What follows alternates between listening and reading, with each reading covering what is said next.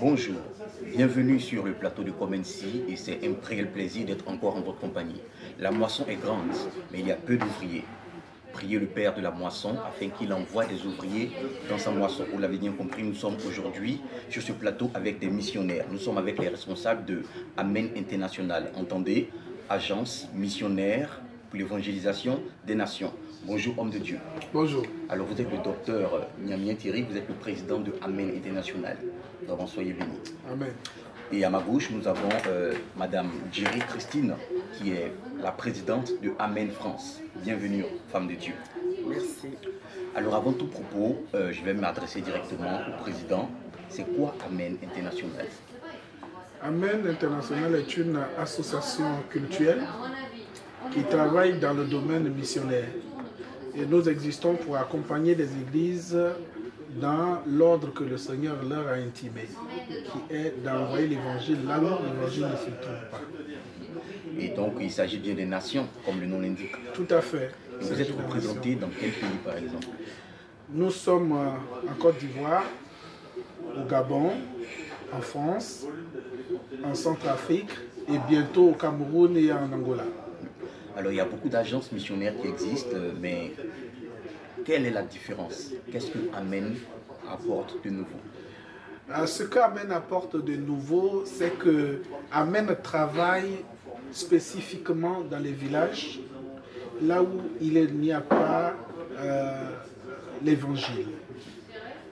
Vous savez, travailler dans les grandes villes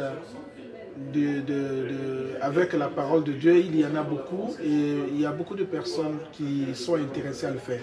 Mais travailler dans le village, il y a peu de personnes qui s'intéressent à cela. Et nous sommes là pour encourager ces personnes-là à aller dans les villages parce que la mort de Jésus concerne aussi ces personnes, ces villageois. Donc nous sommes là pour leur apporter nos soutiens, notre aide pour qu'ils puissent apporter l'évangile à ces villageois. Parlant d'apporter des soutiens et de l'aide, par exemple, ça veut dire que vous avez quand même posé des actions dans ces pays-là? Oui, tout à fait. En Côte d'Ivoire, nous avons déjà quelques églises construites, parce que là aussi, ça fait partie aussi de nos activités. Il y a des endroits où les chrétiens n'ont pas la possibilité, les moyens de se bâtir un temple vraiment digne à l'honneur de notre Seigneur. Donc là aussi nous apportons notre soutien. Et aussi comme nous travaillons dans les villages, quand nous arrivons dans les villages où nous voyons que la population, les enfants ne sont pas scolarisés, il y a la maladie, il n'y a pas de l'eau potable et tout, nous apportons aussi notre soutien dans ce domaine parce qu'à Dilacro, déjà nous avons lancé un projet de la concession d'une fontaine d'eau. Et nous sommes en train de travailler pour que cela soit. Et nous avons aussi le projet de construire une école là, pour permettre aux enfants de ce village d'apprendre et de fréquenter. Alors à vous entendre, tout ce dont vous parlez, c'est des choses qui se sont faites en Afrique, en Côte d'Ivoire et tout. Et vu que nous sommes en France, je vais me tourner directement vers la présidente de Amen France. Alors Madame Jerry, vous préparez un événement ici en France. Oui. Qu'en est-il exactement? Merci monsieur. Cet événement que nous préparons ici en France se nomme le déjeuner d'information. C'est une de nos activités. Amen International a deux activités. La première est celle que je viens de nommer le déjeuner d'information. Et la deuxième activité est le voyage sur Israël. Celle que j'aurai à faire le 8 novembre consiste à inviter les donateurs, à inviter les nouveaux adhérents, à inviter ceux qui ne connaissent même pas, qui ne savent pas ce que c'est que Amen, à faire la connaissance d'Amen. Et aux donateurs, nous leur faisons le rapport de leur argent qu'ils nous donnent. Nous leur démontrons qu'est-ce que nous faisons avec cet argent en leur montrant des images que les missionnaires nous envoient par rapport au travail qu'ils font dans les champs. Donc si nous comprenons bien, vous allez exposer. Il y aura quelqu'un qui va quand même intervenir, va prendre la parole et tout ça. Ça sera un peu comme un séminaire, une conférence? Oui, ce serait un peu comme un séminaire, ce serait un peu comme un exposé que je vais faire. Parce que le thème déjà est un peu provocant, excitant. Dire que le thème, la thématique qui sera présentée ce jour sera l'état des lieux. L'état des lieux. Alors les gens vont tiquer. Comment est-ce qu'une église ou bien des chrétiens peuvent parler d'état des lieux? Mais puisque nous sommes une agence missionnaire pour l'évangélisation des nations, et précisément nous menons nos missions dans les campagnes, dans les villages. Pourquoi? Parce qu'en ville, comme le missionnaire l'a dit, la ville est saturée des églises. Mais nous voyons que peu de pasteurs, peu d'évangélistes ne veulent pas aller précisément dans les villages, s'installer. Pourquoi? Parce que dans les villages, il n'y a pas de dîme, il n'y a pas d'offrande. C'est l'état brut. C'est des âmes qui ont, comme on appelle, la mentalité brute. Donc c'est comme si on amenait des enfants au CP1. Moi je dis que l'instituteur du CP1 est le grand qui apprend les bonnes choses à l'enfant avant de grandir, d'aller en classe supérieure. Donc ceux qui vont dans les villages comme nous par exemple, nous sommes confrontés à beaucoup de difficultés. Il n'y a pas de dîme, il n'y a pas d'offrande. Donc le déjeuner d'information que je vais faire, c'est justement pour recueillir un peu de fonds, les acheminer là où sont les missionnaires, dans les villages en train de travailler, arracher au monde des ténèbres des âmes pour les amener dans le royaume de Dieu. Et comme vous avez appelé cet événement, vous l'appelez déjeuner d'information, cela veut dire quand même qu'il y aura un buffet? Justement, il y aura un buffet, on sera détendu. En mangeant, on se rend compte de bonnes histoires, on fait les rapports, on lit les rapports des missionnaires qui sont dans les champs des missions, on fait connaître leurs besoins, on expose sur l'état des âmes qui sont gagnées à Christ et toutes ces connaissances, toutes ces informations, le peuple a besoin de les savoir. C'est pourquoi nous accompagnons de cela avec un déjeuner qui nous permet de grignoter en exposant. Alors, Amen International, c'est vrai que dans toutes les nations, vous avez des donateurs, vous avez des partenaires et tout ça, mais on se pose souvent la question, pourquoi est-ce que vos programmes, on a l'impression que c'est fermé entre vous, ou cette fois-ci, ça sera ouvert au grand public? Non, nos programmes ne sont pas fermés entre nous. Nos programmes sont toujours ouverts au grand public. Ça doit être un manque d'information, là. Justement, c'est un manque de formation. Notre programme, surtout le programme Amen, doit plus intéresser les chrétiens. Tous chrétiens de bord confondus. Parce qu'il s'agit là d'aller apporter, de faire de toutes les nations les disciples de Christ. Donc c'est une mission qui concerne tous les croyants en Jésus-Christ. Donc ne dites pas que c'est fermé. Ce n'est pas, nous ne sommes pas du tout fermés au public. Nous invitons, mais le public ne sait pas, n'est pas curieux. Si le public était curieux, il serait arrivé, il serait venu nombreux. Mais c'est parce qu'ils ne sont pas curieux qu'ils ne viennent pas. Mais je souhaite cette fois-ci qu'ils soient curieux et qu'ils viennent découvrir. Merci en tout cas d'avoir choisi Comensi comme canal d'information. Alors, cet événement du 8 là, quelles sont les formalités pour y être? Ben, comme cela a été bien indiqué sur nos cartes d'invitation, il n'y a pas grande formalité à remplir que d'être à l'heure et de donner une participation de 15 €. Comme je l'ai dit tantôt, c'est une de nos activités pour nous procurer un peu de sous pour soutenir les missionnaires. Parce que si par exemple nous avons 2 missionnaires dans un village, un missionnaire dans un village, c'est que nous avons peut-être 5 missionnaires. Si le missionnaire, sa femme, ses 3 enfants, s'il en a 3, mais s'il en a 4, ça nous fait 6 missionnaires. Et ces personnes doivent être soutenues. Les enfants doivent aller à l'école, leur bien-être. Et ces enfants aussi, à l'école, là où ils vont, ils apportent la bonne nouvelle par leur comportement, par leur attitude, par l'éducation qu'ils reçoivent selon la Bible par leurs parents. Donc nous avons plus de missionnaires. Les 15 €, c'est pour la participation au soutien des missionnaires. Donc ils auront droit à l'exposé et au buffet, mais avec une participation de 15 euros. De 15 euros. Merci Madame la Présidente. Alors, Monsieur le Docteur, juste avant que vous parliez, parce que je pense que vous aviez quelque chose à dire, j'ai juste une petite question. Quels sont vos projets à l'heure actuelle? À l'heure actuelle, nous avons le projet de lancer un missionnaire au Gabon en 2015. Ça, c'est le projet le plus imminent. Lancer un missionnaire au Gabon, parce que ça fait quelques années déjà que nous prospectons au Gabon, que nous travaillons au Gabon, et nous n'avons pas encore de missionnaire au Gabon. Et donc en 2015, nous nous préparons activement à lancer un missionnaire au Gabon. Et aussi, d'autres projets, c'est qu'au Gabon, nous avons la grâce. Nous avons la grâce d'avoir un grand terrain qui nous a été offert par une servante de Dieu. Et nous voulons construire un centre pédagogique sur ce site-là. Et pour cela, nous sommes en train de nous préparer à venir vers les chrétiens, les serviteurs de Dieu, pour leur faire connaître ce projet-là. Voilà. Alors, donc, si on comprend bien, c'est ce samedi-là que les projets seront véritablement exposés, oui, pour qu'on sache de fond en comble qu'est-ce qu'il en est. Tout à fait, ça sera ce samedi.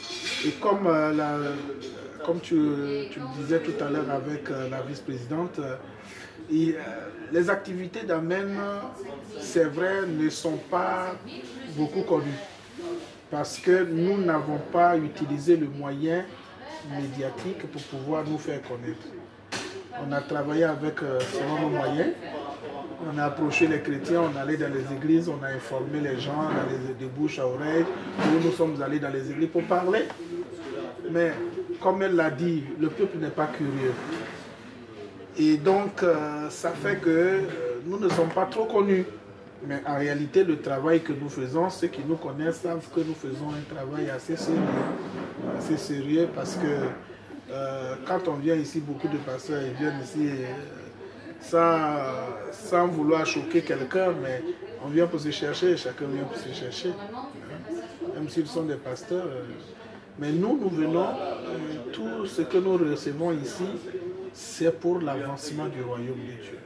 Et on est fiers de le faire parce que nous croyons que nous contribuons au salut de nos parents, au salut des personnes pour lesquelles Jésus est aussi mort, mais qui n'ont pas cette opportunité-là d'entendre l'évangile. En tout cas, merci docteur de préciser tout cela, parce qu'on a l'impression que vous êtes intouchable, que les activités se font de façon fermée. J'ai une question. Comment devenir membre d'Amen, vu que vous dites que c'est ouvert à tout le monde? Oui, pour devenir membre d'Amen, il y a plusieurs cadres. Il y a le cadre de partenariat, où une église peut tisser un partenariat avec Amen.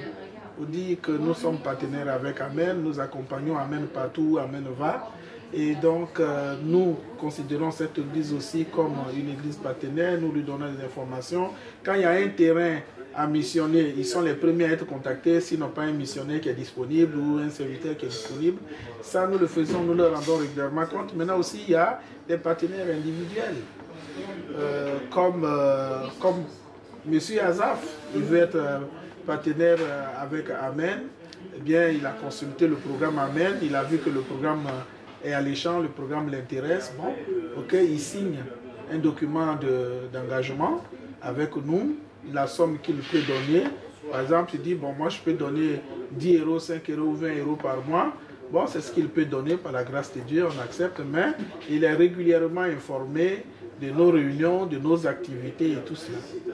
Voilà un peu comment on peut devenir membre de Amen. Alors, bon, je vais me tourner directement vers Madame la Présidente, Madame Duré.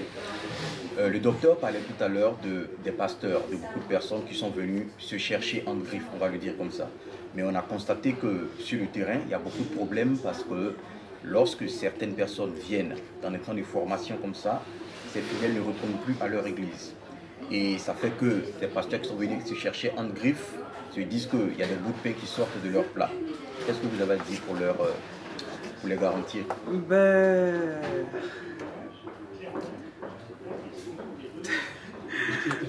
si je ne coupe pas la parole, je ne sais pas. Oui, parce que il faut bien que les gens comprennent que Amen n'est pas une église concurrente ou une église bis. Amen n'est qu'un accompagnateur. Est-ce que nous voyez? Nous accompagnons les églises dans leurs activités.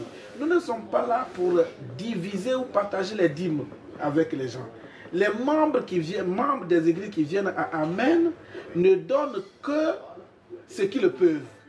Parce que quelqu'un peut donner 5 euros pour soutenir un missionnaire, comme il peut donner 10 euros, comme il peut donner 15 euros. Ça n'a rien à voir avec sa dîme. Quand on parle ici le SMIC, on le sait, le SMIC c'est à 1200, 1000 et quelques. Donc si on parle de dîme, ça veut dire que quelqu'un qui vient, qui donne une dîme à une église, il donne 120 euros. Mais dans les 120 euros, donner 5 euros, amen, qu'est-ce que ça a à voir pour qu'un pasteur puisse interdire ses chrétiens de venir au programme d'Amen ou d'être membre d'Amen? Nous sommes tous en France, nous savons bien ce qui se passe. Bref. Alors, oui, je vais tourner vers Madame la Présidente. Justement, cette question m'a un peu fait sourire parce que cette histoire d'argent qu'il faut que les gens ne regardent. Mais nous, Amen ne retient aucun chrétien. Nous n'avons aucune salle où nous réunissons les chrétiens pour dire bon, restez là, vous êtes des membres d'Amen, vous n'allez pas. Moi-même, j'ai mon église. Le pasteur a l'église qu'il fréquente. Donc, personne ne doit se plaindre que quand ils viennent à Amen, ils ne retournent plus. Ça, peut-être que c'est des cuisines intérieures qui se passent entre le fidèle et son pasteur. Mais Amen n'est pas une église. Nous n'avons pas un lieu où nous réunissons les fidèles des autres églises pour en faire les miens. Non. Les nôtres, du moins. Donc, nous, quand nous invitons les membres, quand ils viennent, on présente le besoin missionnaire. On dit voilà ce que nous faisons et les gens sont vivement touchés. Mais aussi, quand nous voyons des gens qui sont vivement touchés, qui retournent dans leurs églises, ne viennent plus. Pourquoi? Parce que le pasteur dit peut-être que peut-être qu'elle va diviser ma dîme par 2 ou bien par 3. Ça aussi, on peut le constater. On peut le croire. Je suppose, hein, je ne l'affirme pas. Donc, pour dire que les pasteurs qui se battent sur les fidèles, mais nous, les chrétiens, on doit aller dans le camp des musulmans pour les récupérer. Au lieu de prendre les chrétiens qui tournent autour, dans les églises, autour des pasteurs pour les mettre en conflit. Au lieu que le pasteur rentre en conflit avec son frère pasteur, il est mieux qu'il aille au bord, près des mosquées, récupérer. La prière peut déloger un musulman. Je rends grâce à Dieu parce qu'aujourd'hui, quand je vais sur Internet, je vois que le Saint-Esprit travaille et beaucoup d'imams sont touchés et gagnés par l'évangile. Voilà ce qu'un pasteur devait faire, un évangéliste devait faire, au lieu de prendre le téléphone, déloger le chrétien de son voisin pour qu'il vienne chez lui. Amen. Merci en tout cas, Madame la Présidente, pour cette précision. Alors, je vais me tourner vers Monsieur le Président. Vous avez dit tout à l'heure que Amen n'est pas une église. Et nous avons vu sur vos flyers aussi que vous avez une école de formation. Pouvez-vous nous en parler un peu? Oui, comme je le disais au tout début, je dis que Amen travaille sur des constats. Chaque fois qu'Amen entreprend une activité, c'est que nous avons fait un constat. Après analyse et étude du constat, nous avons trouvé qu'il y a lieu d'apporter une solution. C'est alors que nous nous mettons à l'œuvre pour qu'une solution soit trouvée. Concernant l'école biblique, on a fait le constat. Ici en France, il y a beaucoup d'écoles bibliques, il y a beaucoup d'instituts, il y a beaucoup de choses. Mais nous, comme nous opérons dans le domaine missionnaire, on a voulu créer une école missionnaire. Parce que la plupart des serviteurs de Dieu qui sont en France se sont regroupés dans une seule ville ou bien les grandes villes. Mais les provinces sont défavorisées par l'évangile. Alors que si les gens avaient une formation qui pouvait leur permettre de s'installer, comment dirais-je, dans une province et commencer à implanter une église, je crois qu'on aurait apporté beaucoup à cette nation, à ce pays. Nous voyons qu'aujourd'hui, même l'église, la grande église catholique, importe des prêtres de l'Afrique et d'ailleurs. Ce qui veut dire qu'il y a un vrai besoin de serviteurs de Dieu, un vrai besoin de l'œuvre de Dieu ici. Donc c'est à nous de nous organiser. Donc notre école de formation a pour but d'aider les chrétiens qui ont un appel dans leur vie, ou des chrétiens qui se sentent vraiment appelés à aller en mission, de venir en formation pour recevoir un enseignement sur la mission qui peut leur permettre de s'installer n'importe où et faire l'œuvre de Dieu sans contrainte, sans problème. Voilà, donc l'école biblique a vraiment lieu. Nous avons en ce moment 5 ou 6 étudiants qui sont là fidèlement tous les samedis de 14h à 18h, qui prennent les cours, qui sont vraiment même contents, qui sont joyeux d'être là. Et je profite de ce micro pour dire aux serviteurs de Dieu qui connaissent Amen ou qui ne connaissent pas Amen, Amen leur apporte quelque chose. Nous ne sommes pas une église pour enseigner la doctrine d'une autre église. Non, nous sommes vraiment conventionnels dans ce que nous faisons. Et donc, nous demandons aux pasteurs qui ont des serviteurs, les appeler entre leurs mains, mais qui n'ont pas la possibilité ou bien qui n'ont pas le temps nécessaire de leur apporter un enseignement ou bien la formation, qui leur permettent à ces appelés à venir à notre formation pour recevoir un enseignement académique qui leur permettrait de faire un bon travail. Donc vous avez 5 ou 6 étudiants actuellement, ça veut dire que vous avez tout le temps de leur expliquer, de répondre à leurs questions et tout ça. Tout à fait, tout à fait, tout à fait. On s'occupe, les chrétiens sont satisfaits du travail qui se fait. Je crois même qu'eux-mêmes ils en parlent aussi avec d'autres de venir à la formation parce que vraiment les cours sont très bien. Et je pense qu'il y a un travail qui s'est fait. Il y a un travail qui se fait. Alors je vais me tourner vers la présidente de Amen France. Et à côté de l'école de formation, vous organisez aussi des voyages, des pèlerinages en Israël. Est-ce que vous pouvez nous en dire quelque chose? Oui, comme je le disais tantôt, que nous avons 2 activités pour l'instant qui consistent dans le déjeuner d'information et le voyage, le pèlerinage en Israël.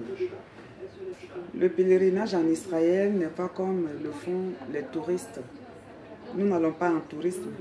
Mais d'abord, c'est une curiosité qui pousse le peuple de Dieu à se déplacer et aller par rapport à la Bible, mettre leurs pas dans les empreintes de Christ là où il est passé.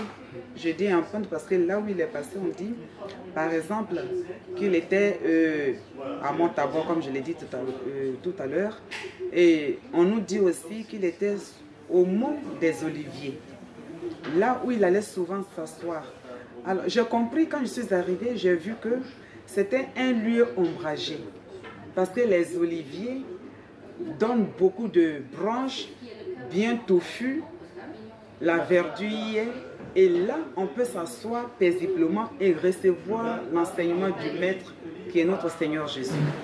Donc aller dans ces lieux et constater les faits comme cela nous a été rapporté dans la Bible, ça fait un plus. Et quand on nous parle de la tombe de Jésus, on y allait, mais il y en a qui sont sortis avec des miracles. Il y en a qui sont sortis avec... il y a des gens qui ne parlaient pas en langue, mais quand ils sont sortis de là, ils ont commencé à rendre gloire à Dieu dans des langues qu'ils ne comprenaient pas eux-mêmes.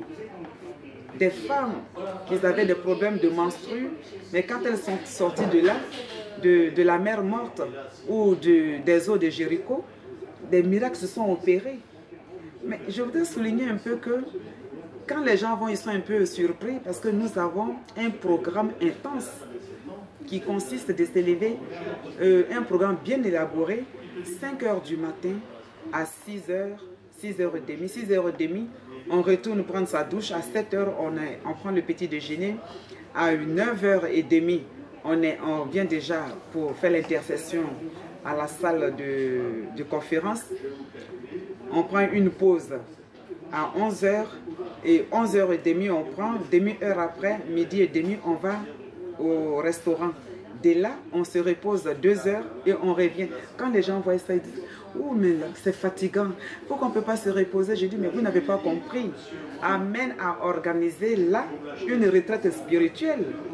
Nous ne sommes pas venus comme les bons, tout bons voyageurs pour dire que nous venons, comment on appelle, en tourisme. Mais notre tourisme est accompagné de programmes spirituels. » Alors, Madame la Présidente, parlant du programme Oui. de l'événement du 8 novembre, est-ce que vous avez un appel à lancer?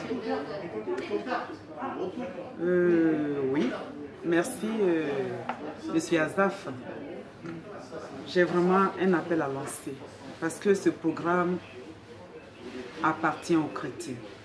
Ce programme réellement a été organisé pour tous ceux qui ont Christ pour sauveur.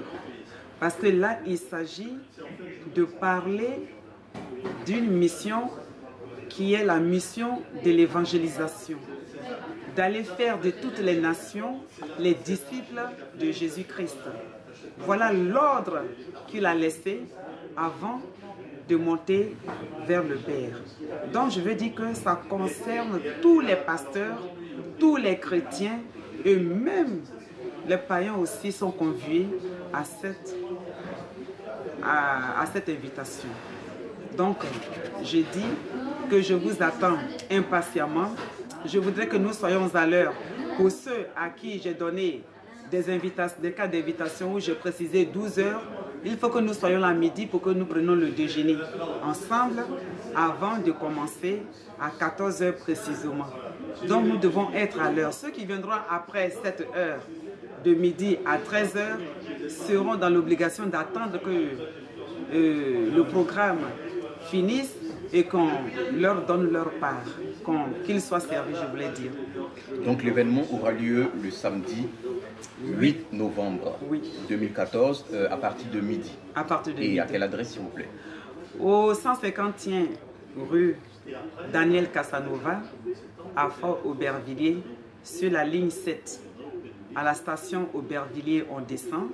On a devant la poste le bus 173 qui va en direction de Porte de Clichy et le bus 250 qui va en direction de l'hôpital de Gonesse. Ces deux bus, nous descendons à une station, voilà, à la station, à la première station, voilà, j'ai un peu oublié le nom de la station. On descend là. Et à 2 minutes, nous avons la salle au bord de la route, dans cette même rue. Alors, pour ceux qui ne retrouveraient pas le coin, est-ce que vous pouvez donner des contacts? Oui, justement, pour ceux qui ne retrouveraient pas le coin, je suis au 06 13 51 37 17. Vous le répétez, s'il vous plaît. On peut me contacter au numéro 06 13 51 37 17. Merci Madame Djiré. Alors je vais me tourner vers le président de Amen International. Docteur, votre dernier mot. Je voudrais remercier l'équipe Comensi, à savoir Monsieur Azaf et le directeur, président, fondateur à la partie technique, Monsieur Honora Guidje, pour l'opportunité que vous nous offrez vraiment de parler de Amen. Parce qu'Amen est un ministère qui n'est pas tout à fait connu aujourd'hui. Vous nous faites la grâce de nous faire connaître, je vous remercie.